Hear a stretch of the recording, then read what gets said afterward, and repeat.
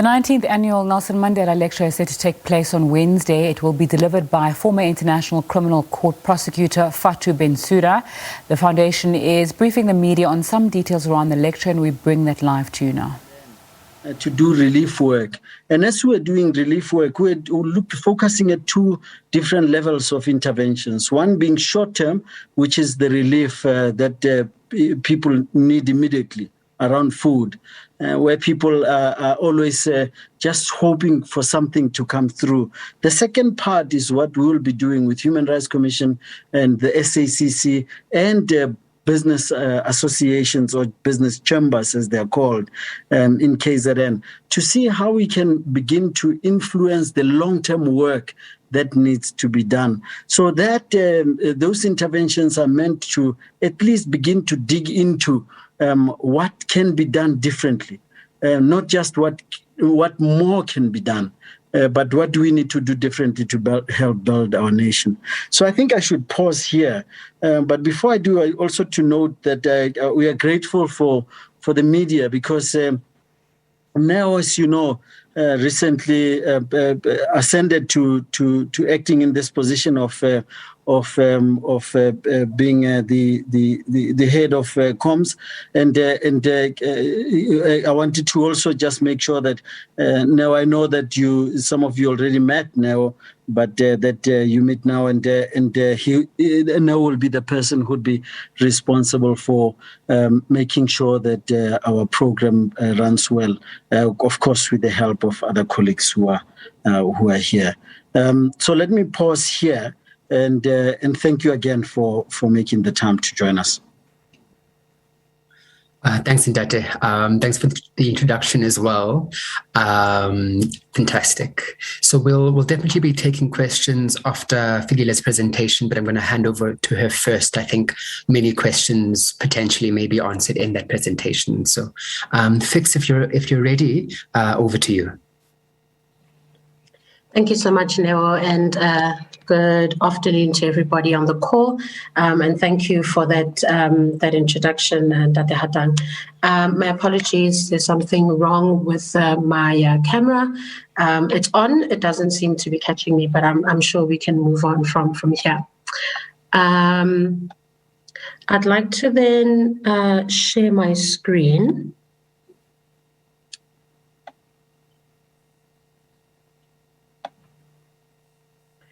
There we go.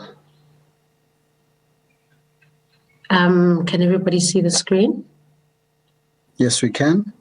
Okay, fantastic. My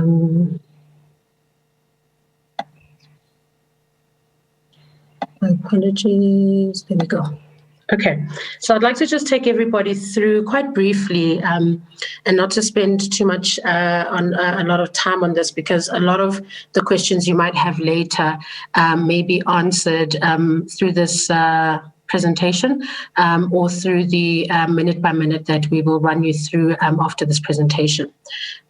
So, as you may know, when we started this year's lecture, we started off with a teaser that a lot of you may have seen, where we asked our social media followers to guess who this year's annual lecture speaker would be. After that, we managed to announce our speaker through all our social media platforms, Facebook and Twitter and the like. So when we did that, the ball started rolling on our end. We then submitted or published rather our media statement letting everybody know who Mayor Fatou Bensouda is, the office and the space that she previously occupied, but that she's currently taking up through this lecture. Thereafter, we followed up with sending the invitation to everybody on our database, including media and everybody on our social media platforms. And as you've come to know, this is the current look and feel and the theme of the lecture. Following that, of course, all the collateral that you'll see of the annual lecture is then, consistent throughout, including on our website. In order for us to help to set the tone for the theme, we regularly host a pre-lecture, if not a post-lecture, which both would be public. So this year we decided to do a pre-lecture dialogue, which took place last week, Tuesday, on the 17th of August, where we had Mayor Gloria Surobe, Yasim, and David Harrison, three people who were, great at helping to carry one of the sub-themes and the sub-titles of the lecture being Public Solidarity Towards Radical Reform, which, of course, if you go to our YouTube channel, you'll be able to see how that dialogue went. So for your comfort, and I know I'm like really blitzing through this because I really want to get to the meat of what we will be doing on the day. But for your comfort, this is essentially what or how we're looking to have the stage designed. We're leading again with the look and feel of the lecture, and we will be streaming live from the Nelson Mandela Foundation and in two other locations where our speaker will be streaming from, which is at the Zuid-Afrika Huis in the Netherlands, and we will be crossing live to Mrs. Michelle in Maputo, and in both or in all three of these venues, the same look and feel will be carried through in different ways. But the main stage, we're looking to have what you see here as the main background at the Nelson Mandela Foundation's auditorium, which I think everybody on today's call is quite familiar with as the space. Just to zoom you in terms of what the space looks like and how we're looking to build it up. And this will be very important for some of the camera angles that will be used to shoot some of these moments on stage.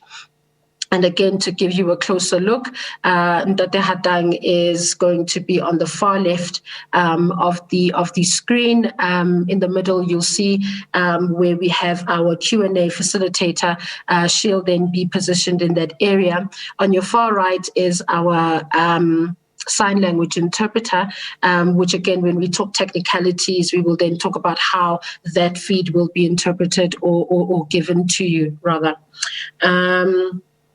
So regarding camera angles, we'll have all the camera angles, facing the stage, and some on the left and on the right of the stage. So we'll have a really, really good and a very healthy showing of the stage, of the speakers, and all the interaction coming out of the auditorium. So just to give you a run through, this is just a snapshot before I switch to the running order, which is the minute by minute. We'll kick off with Ndate Hadang will give us the welcome. We will then observe the South African National Anthem. We'll have a pre-recorded message that our sitting chairman of the board, Professor Njabula Ndebele, who will then give us, or we will then play back that pre-recorded message where he'd be unpacking the theme somewhat, but mostly really focused on the speaker and in a way giving a prelude to what she will be talking about. And of course, we'll have the keynote followed by the Q&A session that will be between Ms. Fatou Bensouda and Ms. Luando Tlaso. So Luando is the facilitator of the Q&A. So to close things off, we'll have Mam Krasa Michelle, who we will be crossing live to in Maputo because she's unable to join us. And I think also for COVID protocols, it's always better to have as many of these interactions as virtually as possible. So we'll then cross live to her, and she'll give us a closing remark of the lecture. And then we'll have an essay music tribute by ways of entertainment. And we're hoping that in the time that this meaningful sound and music tribute takes place, we're still able to be on your screens and to still get the coverage that these artists much deserve. And I think just to embody and to help to musically close off the lecture, we're looking to have Miss Jessica give us her well-renowned poetry. We'll have Zoe Madiga on stage and Philani Bubu, who all encompass and have musical or music items that help to kind of carry the message as well. Seeing that the Nelson Mandela Foundation has a clothing range that some of the promotional elements, one of which was a music video, will then close off with the Goodwill Collection, ZA Rights Collection musical tribute. So that is where we are in terms of where we started with the lecture, how far we've come, and what is going to happen on the day. So if you'll just allow for me to navigate towards the minute by minute. I'm really looking to not take any questions, because I know that Neo has given us that lead to say any questions will be taken at the end. So I'd like to move from the presentation now. And just to confirm, are you able to see on my screen the minute by minute? Yes, we are. All right, fantastic. So for the pre-lecture, so this is now event day. At 1:30, we're looking to be on standby. We'll have everything preloaded, everything ready, having tested tomorrow, which is the day before the lecture. And we would have gone through all the technicalities. And at 2:00, we would like for as we always do with the lecture, to run a collateral or an inventory of videos that kind of take us through or introduce us to some of our donors, some of our supporters, some of the very important people who have added to the happening of the lecture, and whose promotional videos and corporate videos will then play in that pre-lecture session that will take about 55 to 58 minutes. We will then be on standby for the live crossing at 3:00, where you will see Ndate Hatang on stage. So we're looking to have like a 5-minute opening where Ndate Hatang takes us through the theme. We'll mention all the hashtags where everybody can watch the lecture, where everybody can engage with the lecture, and obviously the reminder that if our audiences watching from home can catch them on, can watch the lecture on some of our mainstream media partners channels. And of course, if you're watching virtually, you can then watch it on events.nelsonmandela.org. So Ndate Hatang will open with something of the sort, but having mentioned some of our main partners, donors, and where to watch the lecture, or the options for where you can watch the lecture. Sorry, can I just a quick reminder that you have 3 minutes now, so that we can still have questions. I'm really looking to blitz through this. So having gone through the snapshot of the running order, this just is a double click of what that will look like on the screen. We're looking to have a moment of silence where we observe some of the I would say disruptive but also meaningful recent times that have happened in our country and in the world. So we'll be very selective about what is used to kind of introduce that part of the program in that moment of silence. And of course, we'll then cross to the pre-recorded video Ega and Tatenjabulo Ndebele. So I'd just like for you to make note of all those specific times, especially when it comes to TV coverage.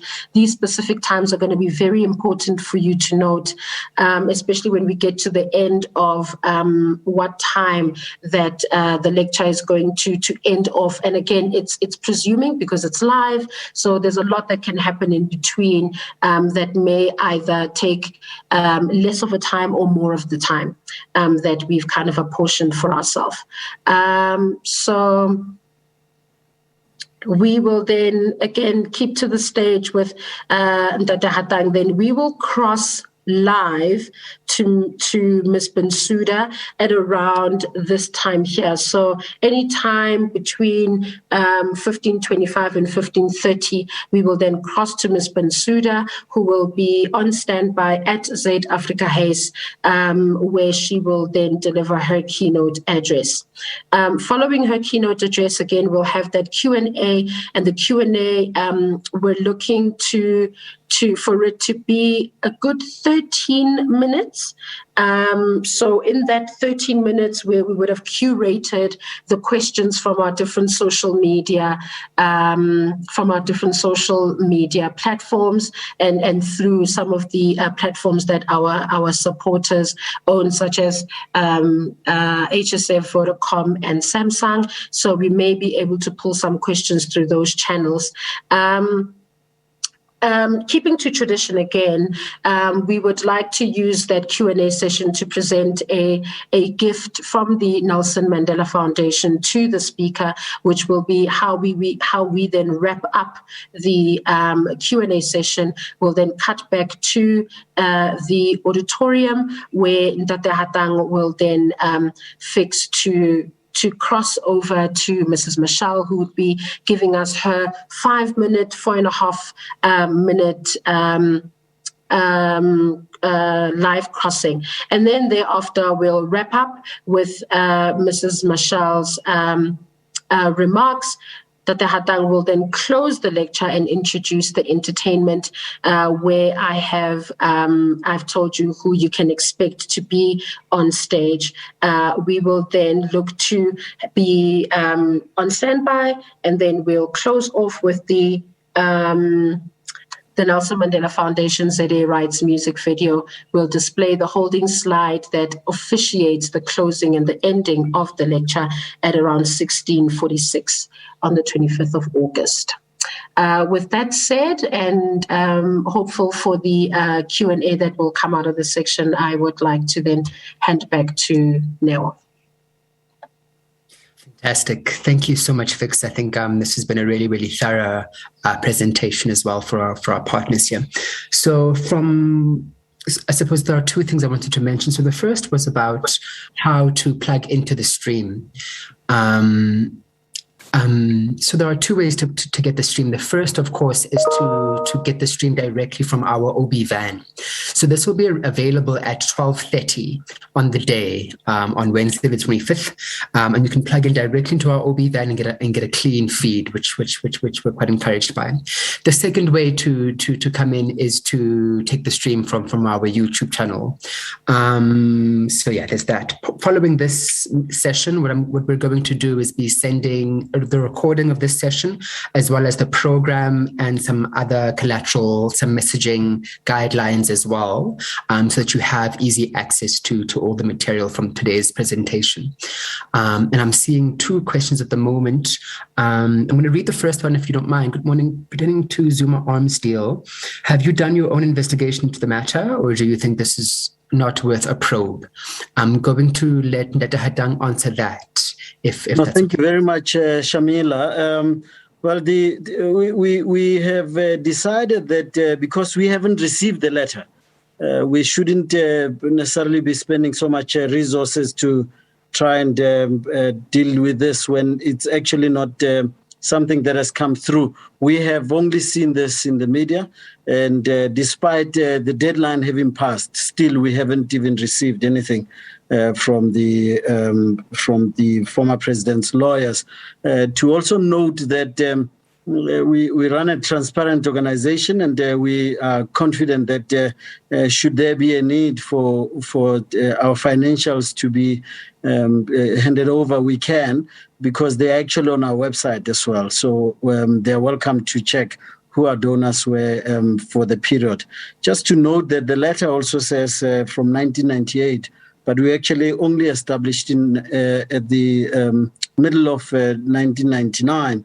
So we that's why we think that the letter might have just been a generic letter that was sent around. So far, we've just been focusing on dealing with a crisis point, including the KZN, dealing with KZN, the crisis that's there. And we were there last week dealing with humanitarian work, like I said. Thanks, Ndate. Memogwana, I'm seeing your hand is up. Do you have a question for us? Thank you so much, Ndate Silohata.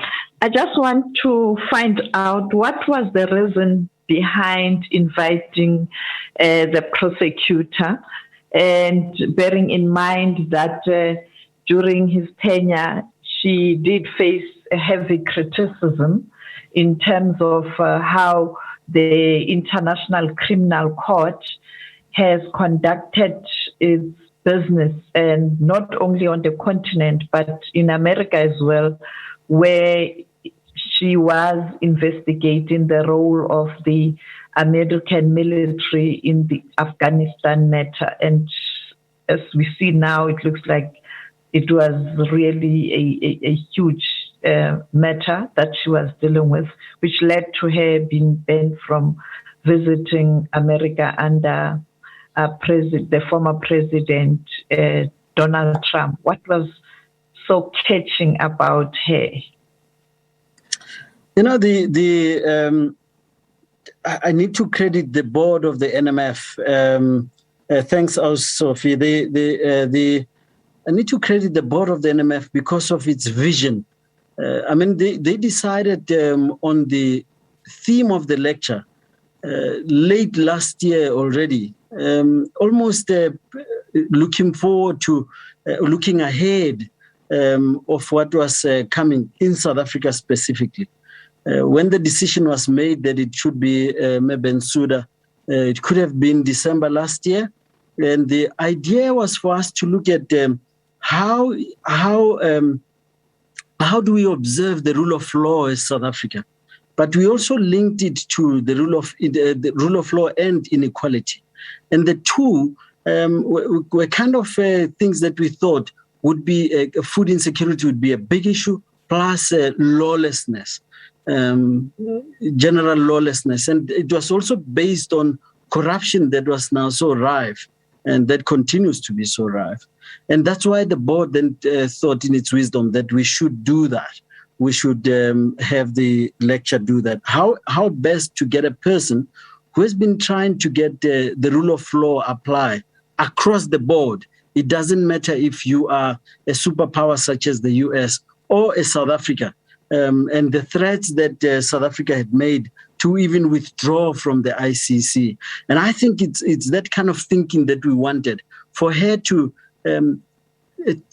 maybe bring us into a confidence about what decisions informed what thinking process rather informed some of the decisions she made when it comes to the rule of law generally across the world. So that's why we then thought she would be best placed to deal with the subject matter.